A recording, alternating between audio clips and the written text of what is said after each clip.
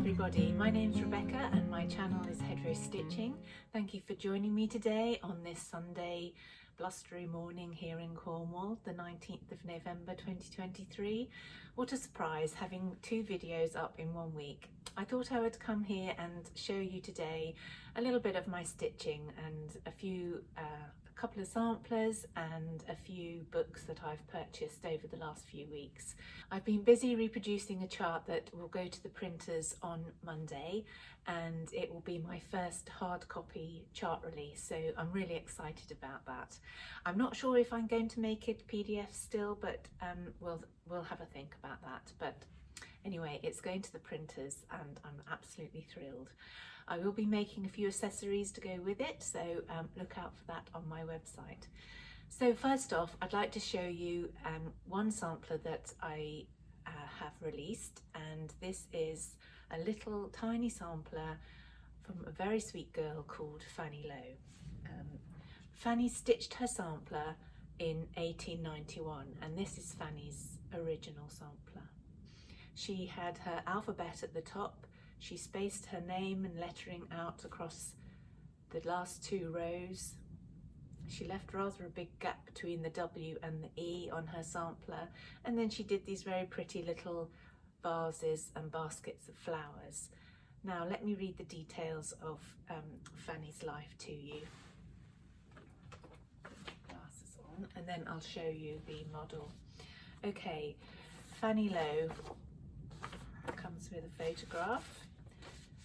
Fanny Low was born in Wigan in Lancashire on the 9th of May 1881 to Henry Low and Elizabeth Halliday. Fanny was the youngest of 4 children. She had a brother called Henry, a sister called Margaret, and another brother called Joseph. The 1851 census lists Henry, her father, as a blacksmith.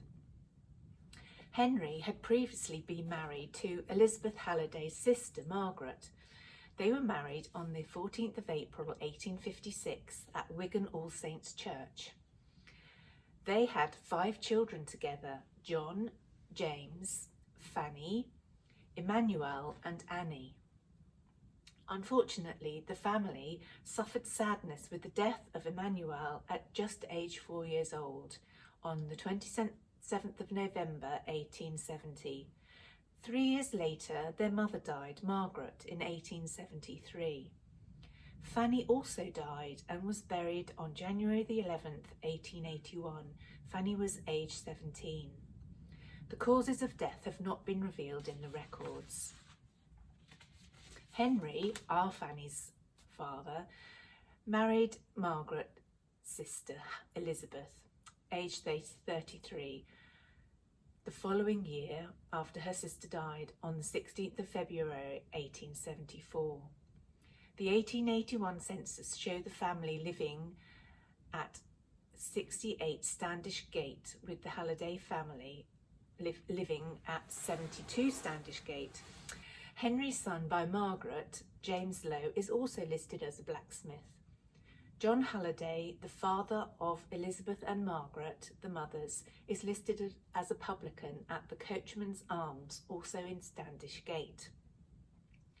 Sadly, Fanny's father died on the 17th of February 1885, when Fanny was just 4 years old. No doubt her mother had lots of support from her close extended family and her wide network of friends. The image is shown of Wigan at the time, where the family were living nearby, and I managed to find a photograph of Wigan town. Life must have been hard as a blacksmith with all those children. The records show Fanny and her sister Margaret working as cotton cloth weavers, and her brother Joseph as a general labourer. On the 27th of June 1903, Fanny, aged 22, married a 20-year-old man called James Greenless. He was the son of a miner. They had 2 girls, Bertha on the 3rd of April 1905 and Lily, who was baptised on the 8th of September 1907. In the 1911 records, they show Fanny and her brother Joseph, Bertha and Lily living at 5 Bryham Street, Wigan, with the Swift family. The Swift family is the name of Fanny's paternal grandmother. Fanny is still working in the cotton mill and Bertha is at school, age 6. Bertha went on to marry John Boland and have 2 children, Thomas and Joyce. Sadly, her sister Lily died on the 27th of May 1922, aged 15. The cause of death is unknown.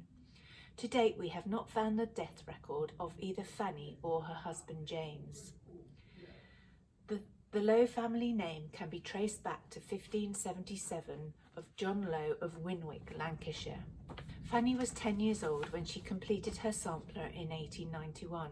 She stitched her sampler with 3 cotton threads, red, pink and blue, on Penelope canvas.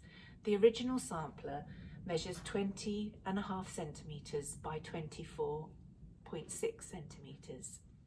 The model is stitched on 37 count Russian tea cake legacy linen with Aversois silk, 1 thread over 2 fabrics, and the model measures at 10.5 centimetres by 13.7 centimetres.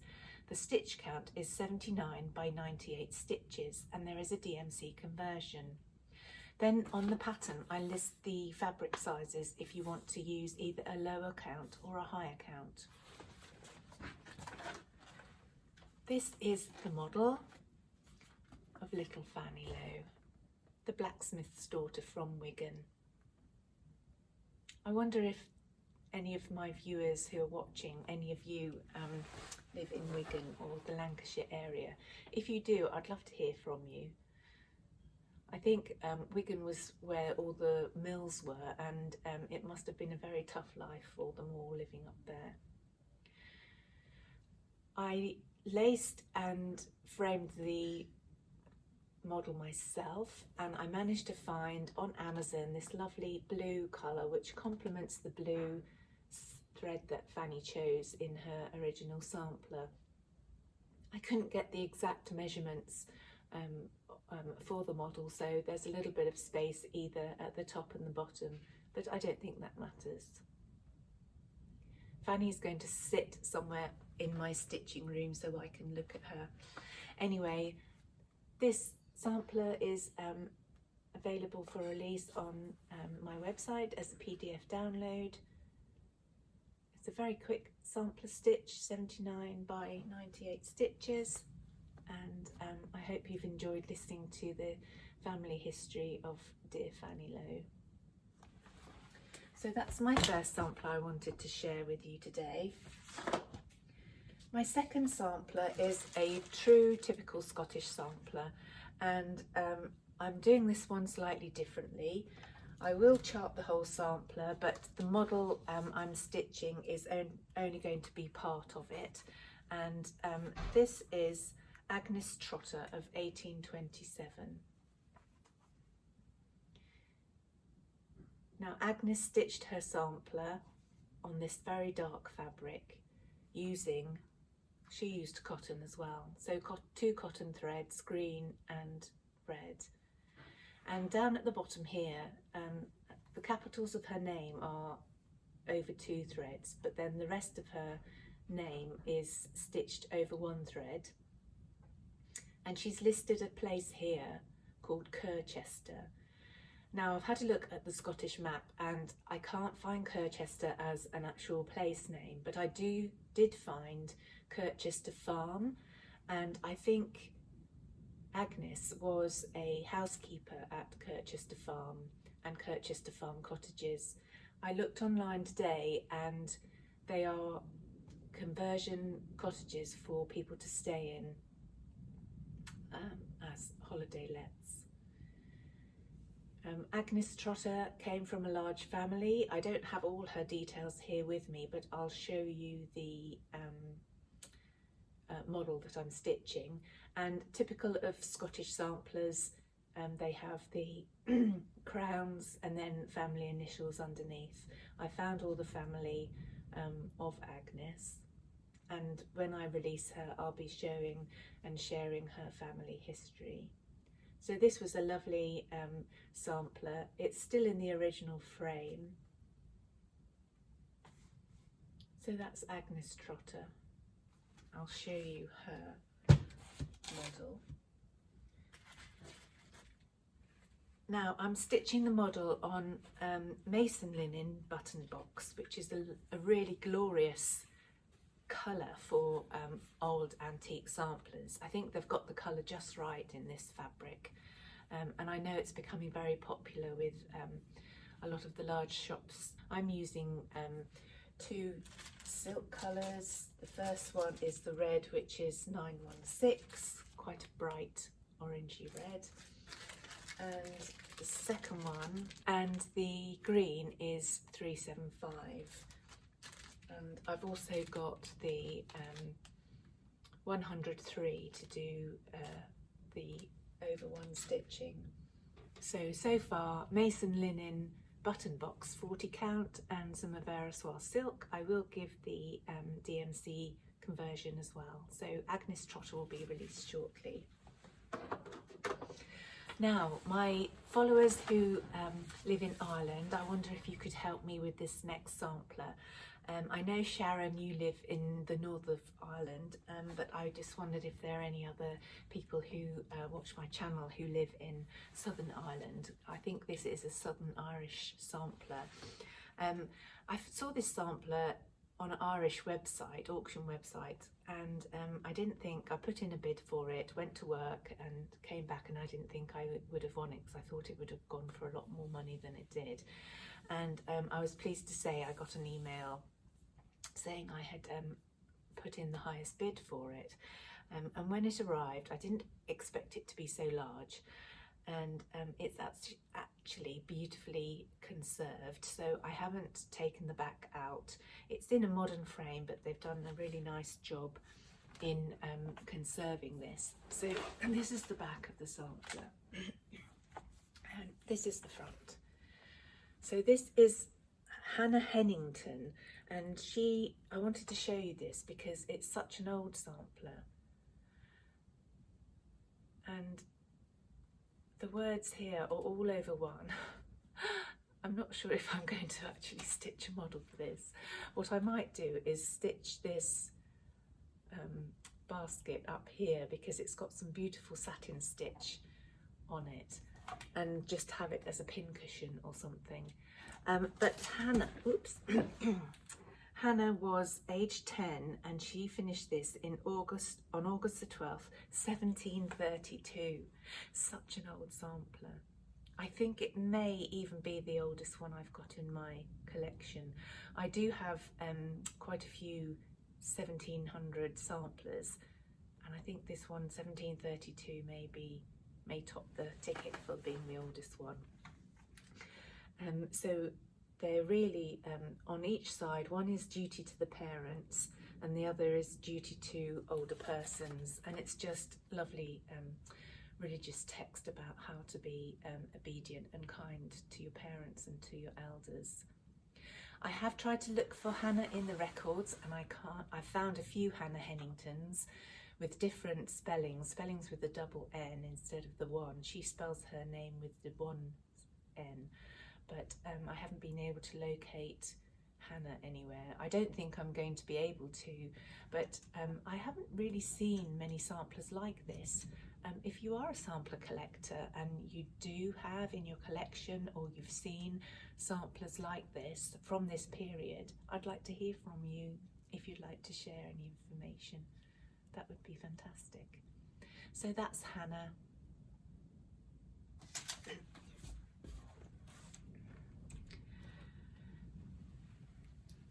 Next, I'll show you a chart that I've bought recently. This has been on my wish list for I don't know how many years, ever since I started. I can say that my favourite pattern designers are GGR, and I know she's just had a birthday, and also the lady who from the Scarlet Letter, who reproduces charts. And if you followed me for a long time, you'll know that I did a Scarlet Letter and GGR pattern showing video a long time ago, and this one is one of her popular ones. This is the Red Deer sampler. I don't know why I didn't have it in my stock, my haul. because it's been on my wish list for I don't know how many years. But anyway, the reproduction of this chart, the pattern picture isn't that brilliant, but I know and I've seen everyone stitch it, so I thought I would get one and put it in my stash for a start at some stage. So that's Red Deer Sampler. Also, one of my friends shared a chart with me recently, and that's the Scarlet Letter's new chart with the rabbit and the hare at the bottom, or maybe it's just a rabbit holding or fox holding a rabbit in its mouth or something. Anyway, I know it comes from an old needlepoint pattern, and I'd like to get that chart, but I know it's only available in the States at the moment. Kitten Stitcher does have it on her website, but the shipping is as much as the chart, so that will have to wait for a while until maybe someone in the UK who stocks charts would be inclined to get it in. If you've been following me, you know how much I love my books, and I buy as many books as I do samplers and stitchy bits and pieces. The first couple of ones I thought I would share with you what I've purchased recently. If you watched my other video, you've seen that I picked up a crewel work pattern and kit, and I also got this, which is hand embroidery, Stitches at a Glance by Agnes Trotter, and it's a very small little booklet, but it has very clear instructions on how to do each crewel work stitch. French knots that already know how to do, but the spider web rows, that's not a stitch that I've stitched before. So this is quite a compact little reference book, so I picked that up because I thought that would be useful for me to improve my crewel work with. I also picked up Threads of Life by Claire Hunter, and I know Claire Hunter is giving a talk shortly in Ornamental Embroidery's list of lectures, and that's coming up soon, I think. Maybe, or I can't remember the date. If I can remember the date, I'll pop it in below. But ornamentalembroidery.com are doing a series of embroidery lectures, which are very interesting, and I'm not sure if you can still sign up, but if you're interested, go onto their website and have a look. I'm doing a lot of research at the moment on my Family Quakers, and I saw this book. Actually, I was listening to a podcast, thequakerpodcast.com, and they were talking about a book that's been released, and this is by Andrew Murphy, and it's A Life of William Penn. And I picked this one up. This is a hardback to read about some of his life and works. I've been going through a lot of family Quaker papers, and one of my ancestors was a fellow friend of William Penn, so I would want to read, I do want to read more up about the history and the sorts of things that they were up to, especially when they went to America. Going back to my crewel work, I picked up, and this is a really old book. This book was published in 1962, and it's Erica Wilson crewel work book. I've been watching online the Erica Wilson videos of how she does her crewel work stitching, and they're very enjoyable to watch. They're dated, but that makes it even more interesting to watch. And in this book, I've highlighted a couple of pages because she talks about the patterns and where the designs come from, and these are a lot of furniture designs and curtain designs that were popular. And then in the back there's a lot of information about the different sorts of stitches. Erica Wilson, if you're interested in crewel work, this is a very good reference book. Another book I picked up is Figures on Fabric by Margaret Swain. Now, Margaret Swain did a lot of work on the embroidery of Mary Queen of Scots, And this really is a background book talking a lot about furniture and curtains and bed covers. And there's a very interesting section on the back which shows you how they actually transferred the designs onto fabric before they started stitching. So if you're interested in embroidery, that's quite a good book to get. I get most of my books from a book dealer. He deals in antique books in all sorts of subjects, and I give him a list of books and he finds them for me, and usually they're a lot cheaper than on Amazon or on the secondary market. A couple of times he'll come up with treasures, and I'll show you one of those in a moment. And I'm wholly grateful to him for being able to source these books for me before they come into places like Amazon, and Oxfam is another online bookseller, and also I think there's ABE books, but he manages to get the books before they actually go onto those sites, so he's a really dear resource for me. This is where I got these two books from. So this one is, I hadn't heard of this one before, THL Hughes, and her book is called English Domestic Needlework. The cover is a bit battered, but it's still a hardback book. This book covers English domestic needlework from 1660 to 1860, so a really brilliant huge section on older needlework. And she talks about furniture, she talks about metalwork, she talks about picture embroidery, bed hangings and pillows, raised stump work, quilting and all sorts of things, cushions. And in here I've just marked out this page. She shows some fantastic black work.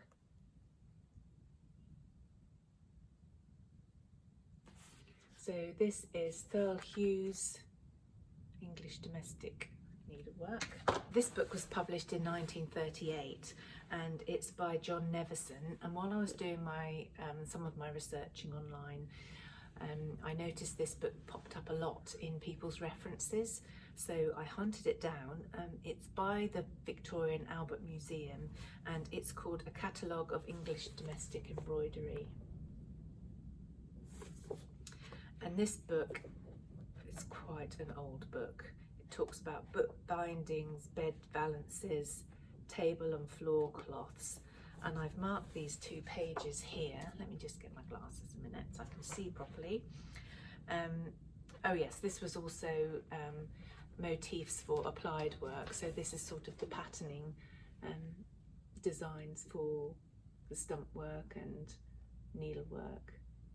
And I think these designs came from, they look like they came from the Trevelyan pattern book. And this one here shows some very strange motifs.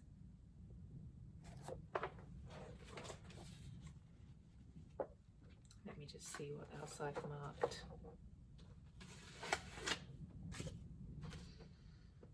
Oh yeah, this was just showing a curtain detail, how intricate and gorgeous they are.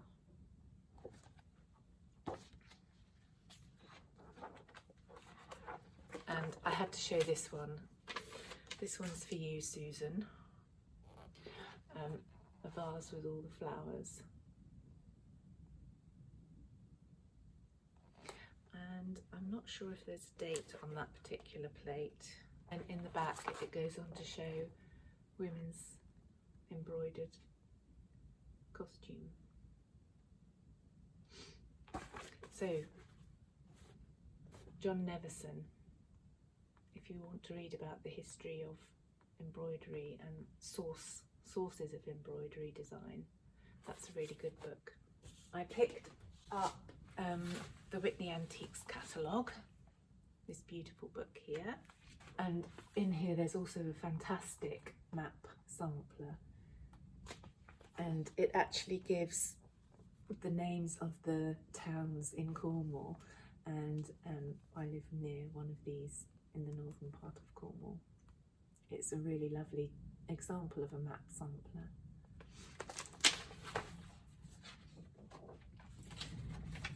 And then this one is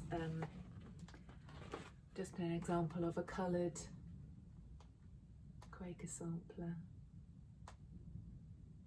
And I'm not sure what count this is, it must be quite high. This is different to the Anne Grimshaw, where the coverage is very dark. This one gives a very light, delicate coverage, and it's really, really pretty. I bought this book from Carol Humphrey to do a little bit more research on some of my Quaker ancestors, and I've managed to identify a lady who was a pupil at Ackworth, but also a teacher at Ackworth, and she was taken under the wing by Hannah Killam, and Hannah Killam did a lot of work with the native people of Sierra Leone, and I'm just researching that at the moment. So in Anar Collection, this book here, really heavy book which goes through all the needlework of Judge Untermeyer, and it starts off with a lovely vase at the front, the gorgeous books. You just have to know where to look, and you have to look at the right time as well. You may have to wait years before you find them, but you can get them. And this is the original picture of the very popular Scarlet Letter chart that's banding around Instagram and YouTube videos at the moment.